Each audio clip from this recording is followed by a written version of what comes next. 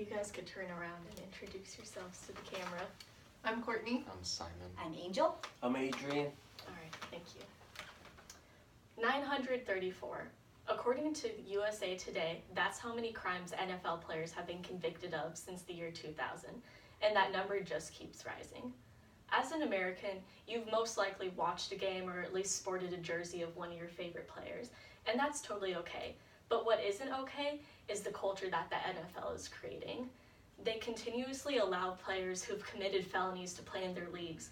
They have rules that make it okay for players to do tackles and other moves that could potentially end a player's career or even their life. And they're creating a culture of toxic masculinity and irresponsibility that is really impressionable on the young children who are watching. So in this speech, I will be discussing all of those things and persuade you to try to make it so that you, if you were a parent or around young children, will not have the NFL be such a bad influence on children, because their minds really are so impressionable at such a young age. So to see people on the screen who are doing such bad things being sort of regarded as heroes or, you know, the top dog, or it's not good for them because it's a bad standard for them to try to live up to. So according to the Arizona Law Review, there was a player named Adrian Peterson who beat his 4-year-old son until he bled. And this image is slightly graphic, but it shows the welts that he left on his son after beating him with a belt. He's also beat him with a branch that he whittled before. And Peterson said that as a child, he was beat as well, which is why he did that to his son.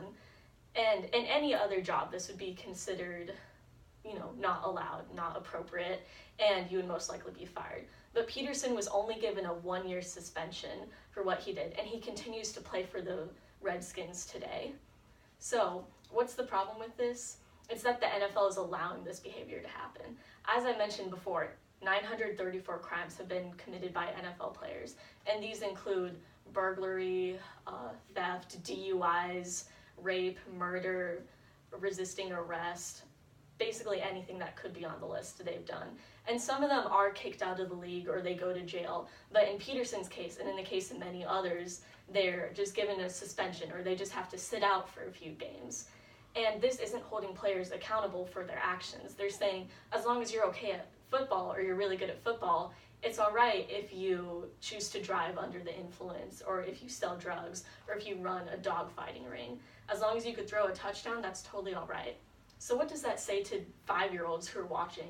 They see their heroes, and on the weekends they're superstars, but during the week they're alcoholics or drug abusers.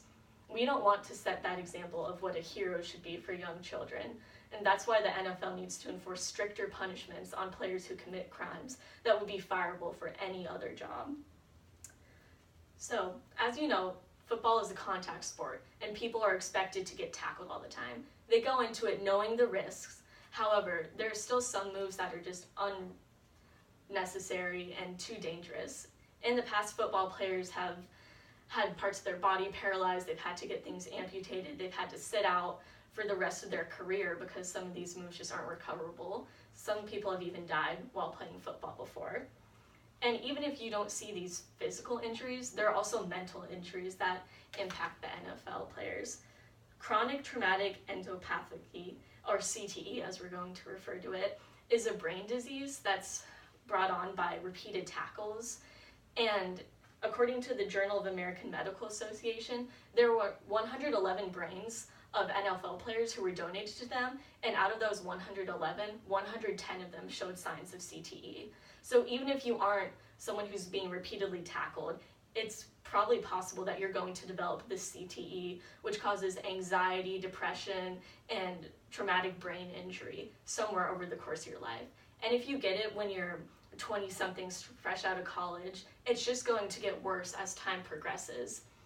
And granted, the NFL is a whole different league, a whole different standard that the players are expected to perform by, but still, by allowing these dangerous moves to be played, that's also making it seem not as difficult or as bad for people in college and then people in high school and middle school and little leagues to play in, because there's this sort of walk-off mentality that the NFL has created.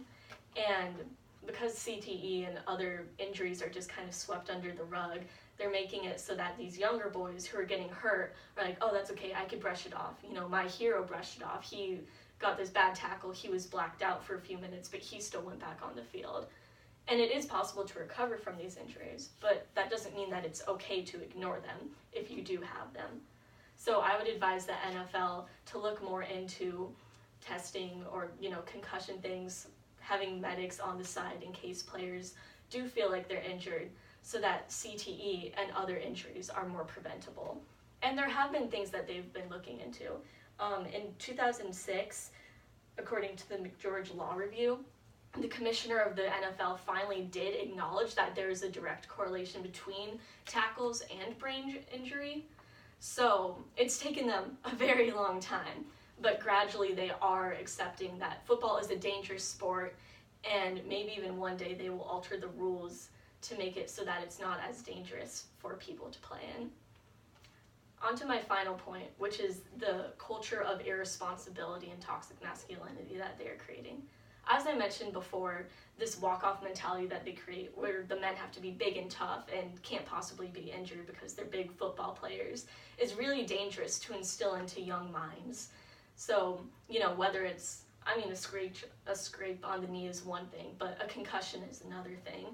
And so when these boys are taught to just ignore these very serious injuries, it could lead to things that alter the course of their entire life, their entire health. So, in addition to that, their irresponsibility, as I mentioned earlier, is not holding players who commit crimes accountable for their actions, or these players who tackle players when they don't need to necessarily, but they don't get fined for it or penalized for it.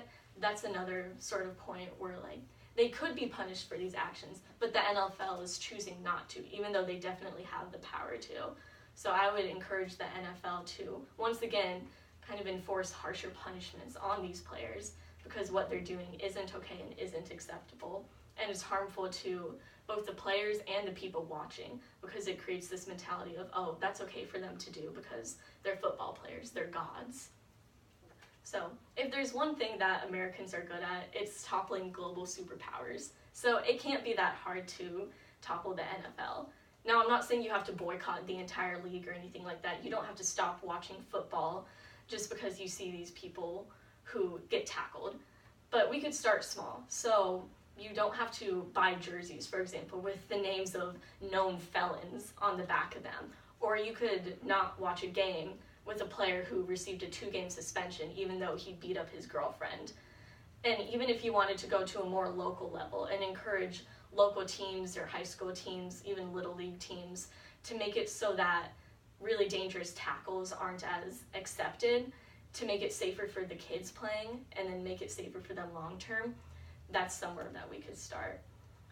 So, America pastimes have always included football, but we don't have to have this culture of dangerousness and irresponsibility be part of our culture as well. So if you guys could turn around again and introduce yourselves, say bye. I'm Courtney. I'm Simon. I'm Angel. I'm Adrian. All right, thank you.